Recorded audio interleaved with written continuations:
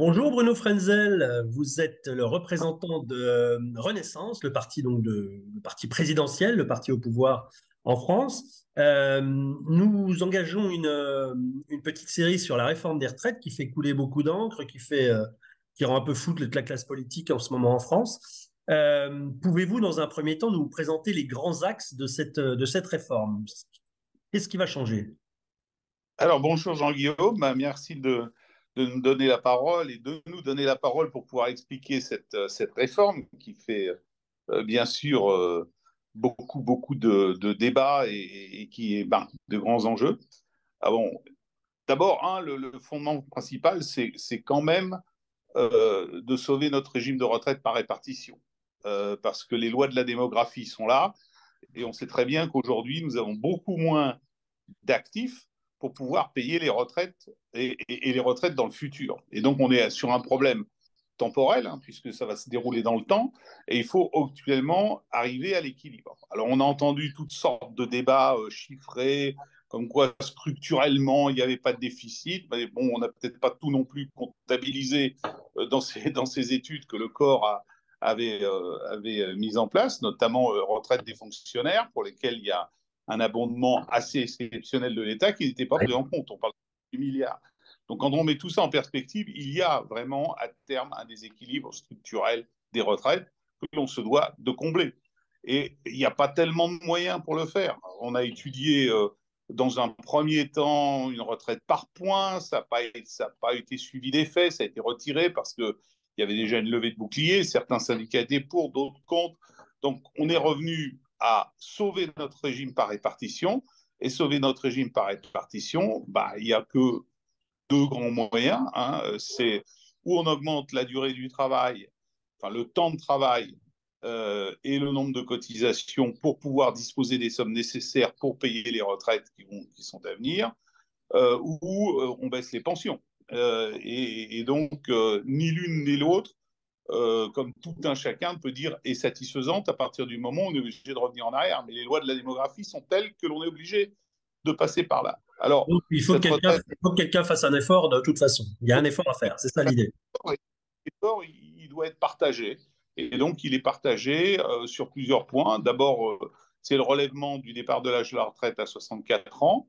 N'oublions pas que il y a 40 ans, la retraite était à 65, d'accord. Oui. On l'a subitement à 60 ans et maintenant, je dirais, on galère pour la remonter progressivement pour pouvoir assurer cet équilibre.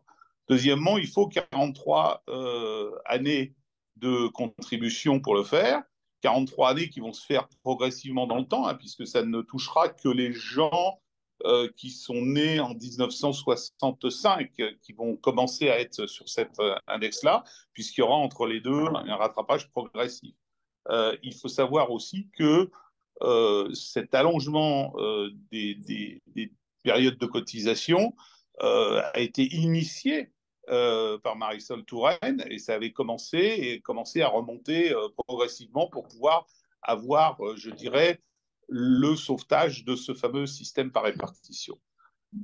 Enfin, c'est aussi l'abandon de tout, enfin, partiel, parce qu'il y en a encore quelques-uns qui subsistent, parce qu'il y a peu de personnes dedans, ou du moins ils vont disparaître dans le temps.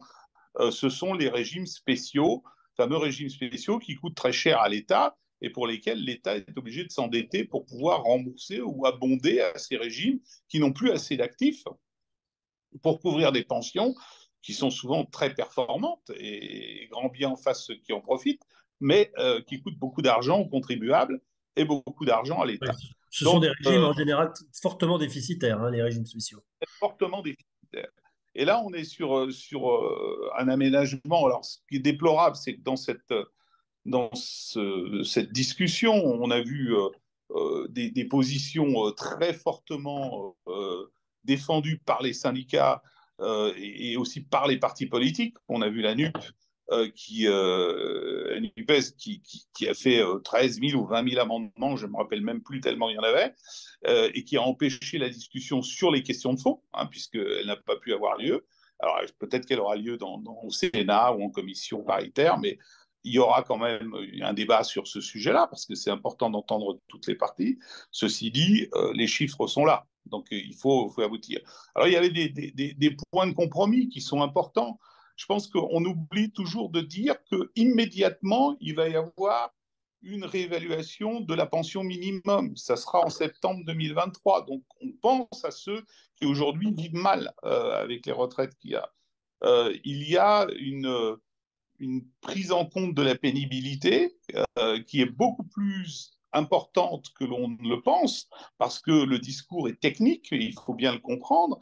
Hein, le travail de nuit, avant, il fallait avoir 120 nuits pour pouvoir être, maintenant, ça sera 100 nuits. C'est quand même 20% de moins de contraintes pour faire reconnaître des trimestres sur ça. C'est également je dirais la possibilité de retraite progressive avec une liquidation partielle des droits dès 62 ans contre un travail à temps partiel. C'est peut-être une manière et c'est peut-être une bonne piste pour travailler sur cet emploi des seniors, hein, où on a vu qu'il y a eu le rejet de l'index, malheureusement, qui était sans doute une mesure pour commencer, parce qu'il faut mesurer pour pouvoir voir les faits et commencer à éviter. Mais là, il y avait la possibilité de faire quelque chose. Et peut-être que ces retraites à temps partiel, c'est un moyen de créer ce biseau entre générations, avoir des gens qui travaillent un peu moins en fin de carrière, mais qui continuent d'être actifs, ce qui n'est pas non plus mal. Hein, je crois que on a cette vision comme quoi il faut vraiment que notre vie professionnelle s'arrête. Là, moi qui étais entrepreneur, j'ai 64 ans et je continue de travailler aujourd'hui. Et je pense qu'il y a beaucoup de gens qui sont dans cette situation et qui continuent de travailler et qui ont plaisir à travailler. Alors Donc, oui, bien sûr, pour ceux qui ont des métiers qu'ils ont choisis, des métiers intéressants, des métiers exaltants. Il y a des métiers qui sont très pénibles, pour lesquels ouais. c'est beaucoup plus compliqué. Mhm. Très bien. Mais Donc, écoutez, oui, oui, Bruno, et pardon. oui, donc je pense que donc c'est une réforme nécessaire qui a fait l'objet d'une concertation importante, qui malheureusement n'amène pas un consensus.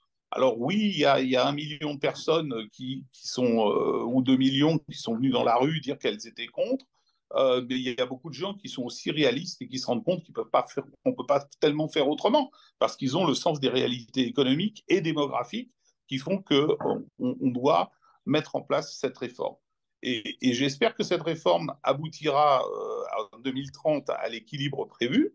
Et il faut garder quand même aussi une capacité dynamique, hein, parce que la vie économique et la vie démographique est telle qu'il n'est pas exclu qu'un jour on ait à remettre le travail sur l'établi, parce que eh ben, c'est un régime par répartition et il est complexe et il doit s'équilibrer. Donc on doit éliminer les poches de perte ou de déficit et puis progressivement construire un système durable. Voilà. Merci beaucoup, Bruno Frenzel, pour cette explication et ce point de vue sur la réforme des retraites. À très bientôt. Merci beaucoup. Merci Jean-Guillaume. À très bientôt également. La French Radio. Portugal.